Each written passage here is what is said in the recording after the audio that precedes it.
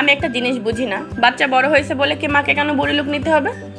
মাকে কেন রঙহীন কাপড় পরতে হবে? মাকে কেন অনিচ্ছা সত্ত্বেও চেহারায় মুরব্বিয়ানা ভাব আনতে হবে?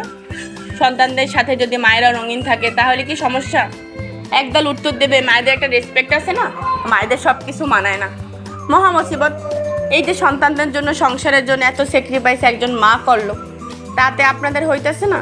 রেসপেক্ট পাবার জন্য সাজা ছেড়ে দিতে হবে, ফিকে কাপড় পরতে হবে, কিশোরীর মতো আনন্দ উল্লাস দেখাতে ইচ্ছা হলে, যুবতীর মতো সাজতে ইচ্ছা হলে, প্রাণ খুলে হাসতে ইচ্ছা হলেও শুধু মা বলে চুপ থাকতে হবে?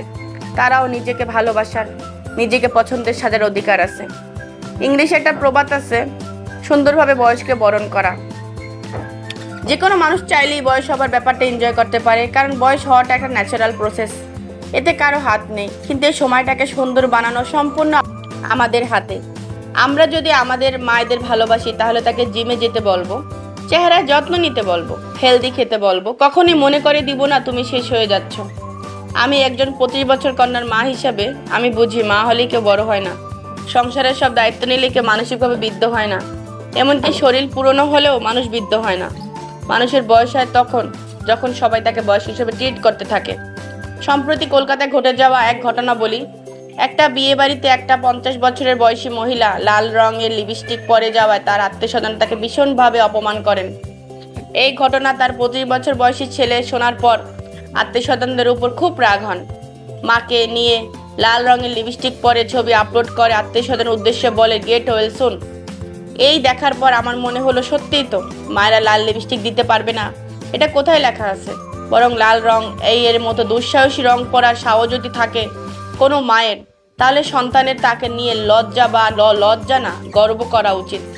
তাই let's get well soon together. শুধু মা বলি কিছু চাপিয়ে দেওয়ার আগে ভাবি, মা হলেও কারো সাজতে ভালো লাগে, মা হলেও হাসতে ভালো লাগে, মায়েরও আড্ডা দিতে ইচ্ছা করে, বন্ধুদের সাথে ঘুরতে ইচ্ছা করে। মা হলেই কেউ বাঁচা বন্ধ করে দেয় না, মা বলেই কেউ মরে যায় না।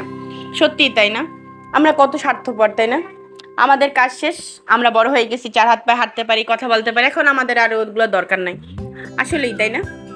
মানুষ খুব স্বার্থপর, বেইমান। কিন্তু দেখেন, এই মা আমাদের জন্য কত কষ্ট করে, কত যন্ত্রণা সহ্য করছে, কত কিছুই না করছে, তাই না? তা আমরা আজকে মারে কোনো কিছু মনে করি না।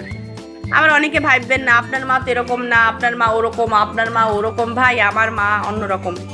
এইটা কন্টেন্ট কারো জীবনের কাহিনী না, কন্টেন্ট কারো জীবন না। কন্টেন্ট আর জীবন জীবন। কন্টেন্টের যেতে জীবন বড়। আমার মা এখনো তার বন্ধুদের সাথে ঘুরে ফিরে, খাওয়া দাওয়া সবই করে। আমার মা এখনো লাল রঙের লিপস্টিক, লাল শাড়ি, লাল জামা, এখনো তার লাল 3 পিস লাগবে, সবকিছু তার লাল। তাহলেই জীবন সুন্দর। Don't care. ভালো থাকবেন সবাই, সবাইকে নিয়ে ভালো থাকবেন। এটাই জীবন। জীবনটা খুব ছোট। আল্লাহ হাফেজ, টাটা, বাই।